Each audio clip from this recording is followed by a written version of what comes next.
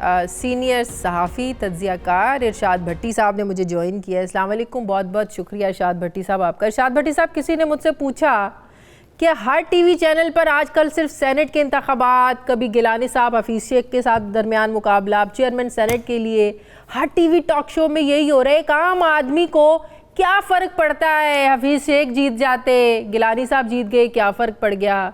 संजरानी साहब chairman senate बन जाएंगे या गिलानी साहब बन जाएं, क्या फ़र्क पड़ जाएगा? एक आम आदमी की ज़िंदगी में क्या फ़र्क पड़ेगा? वैसे मैं भी सोच रही थी पिछले 2-3 हफ्तों से तो सिर्फ सेनेट ही हो रहा है। एक आम आदमी की लाइफ, एक आम आदमी के मसले मसाइल सिर्फ इस हद तक रह गए कि प्राइम मिनिस्टर साहब आकर टीवी पर इखलाकियात का दर्स दे दें, बस। जी बिल्कुल, आपने ठीक कहा। बड़ा अच्छा सवाल है कि अगर सादक संजरानी साहब चेयरमैन सेनेट बनते हैं तो क्या हो जाएगा, क्या फ़र्क पड़ेगा आम आदमी की ज़िंदगी में। अगर यूसुफ रज़ा गिलानी साहब बन जाते हैं तो फिर क्या हमें दूध शहद की नहरें बह जाएंगी? कुछ भी नहीं होगा ये। और चेयरमैन सेनेट कर भी क्या सकेगा? चेयरमैन सेनेट ने क्या करना है? महंगाई रोकनी है, बेरोजगारी ख़त्म करनी है, गुर्बत कम करनी है। चेयरमैन सेनेट ने हमारी इस्लाहात करनी है पुलिस पटवार की। चेयरमैन सेनेट ने क्या करना है, क्या कर लेना है? कोई उससे क्या बिजली गैस के बिल कम हो जाएंगे? कुछ भी नहीं होगा। ये सिर्फ एक झकावे हैं, बहलावे हैं। और ये हमारी सियासत है कि हम देखिए, आप जब से ये 2.5 साल, बाकी छोड़ दे पिछला 2.5 साल हो गए, हम आगे दौड़ते पीछे चौड़। मतलब ये कभी हम सानिया साहिवाल पे रो रहे होते हैं, कभी हम कसूर वाक़े पे रो रहे होते हैं, कभी हम मोटरवे रेप केस पे रो रहे होते हैं, कभी हम आटा गंदम पे रो रहे होते हैं, कभी हम दवाइयों पे रो रहे होते हैं, कभी हम चीनी पेट्रोल बोरान पे रो रहे होते हैं, कभी हम निजी बिजली घर डाकों पे रो रहे होते हैं, कभी हम एटीएम तंबाकू वाले एटीएम जो सेनेटर बने उन पे रो रहे होते हैं, कभी हमारा मौजू होता है अब्दुल कादर तो तरीके इंसाफ का नहीं था, वो कैसे शामिल हो गया। कभी हम रो रहे होते हैं गिलानी साहब के या अपोजिशन के तो टोटल वोट 160 थे, ये 169 संदूकड़ी से कैसे निकल आए।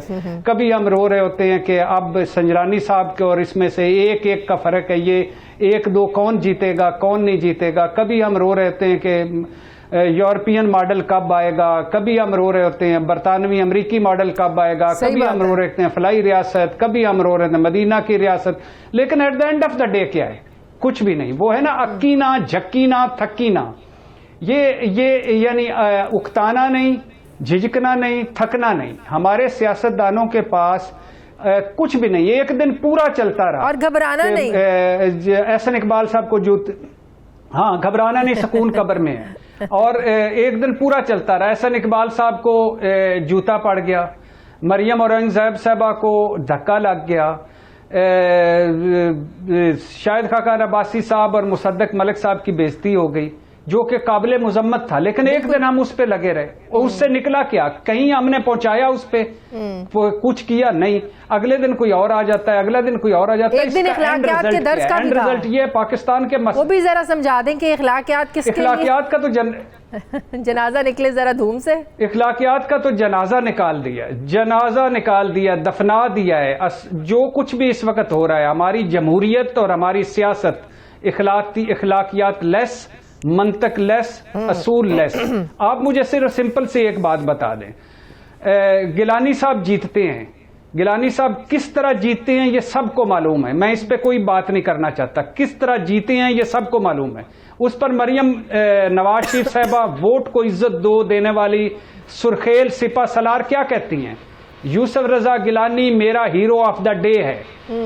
यानी यूसुफ रजा गिलानी जिस तरह जीता है ये कोई नहीं समझता, मेरा हीरो ऑफ द डे है। भाई वो वोट की इज्जत नहीं है, वोट की जिल्लत है।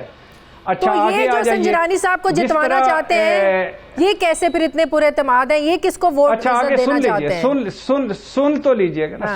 सुन तो लेना, मजे की बात। आगे बिलावल साहब क्या ट्वीट करते हैं? सिविलियन सुप्रीमेसी और जमहूरियत के चैंपियन यूसुफ रजा गिलानी साहब के जीतने पर करते हैं जमहूरियत बेहतरीन इंतकाम है, ट्वीट फरमाते हैं। और जीए भुट्टो।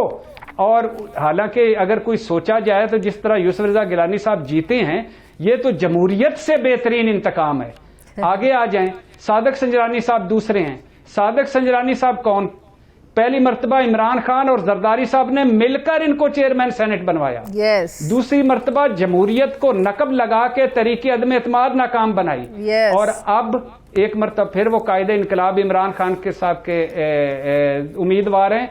और इसके मजे की बात देखिए कि चेयरमैन सेनेट ईवान बाला, उसमें अब शिबली फराज साहब ने कहा है कि अगर कोई हाथ से फुटबॉल खेलेगा तो हम भी हाथ से फुटबॉल खेलेंगे, कोई पैसा चलाएगा तो हम भी पैसा चलाएंगे, कोई अनफेयर मीन करेगा तो हम भी अनफेयर मीन करेंगे, कि हम हर कानूनी हरबा इस्तेमाल करेंगे।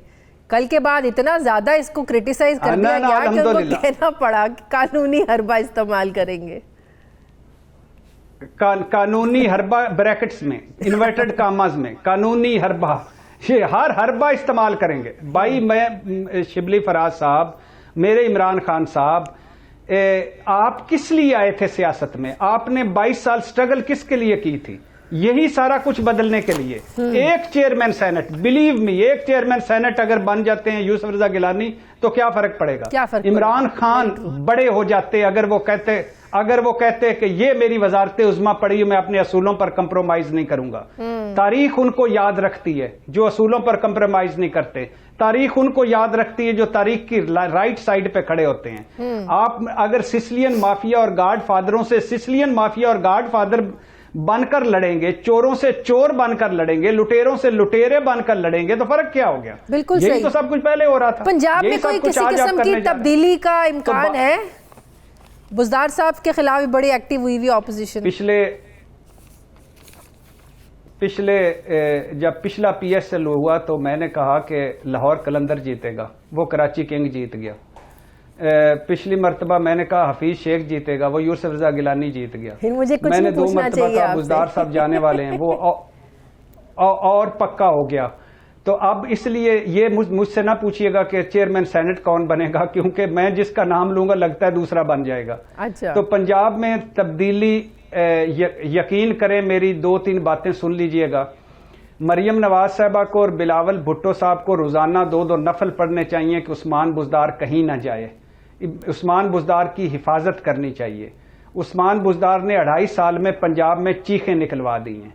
उस्मान बुज़दार अगर 5 साल रह गया पंजाब में तो जिस तरह पीपल्स पार्टी का हाल जो पंजाब में हुआ था वही PTI का हाल पंजाब में होगा।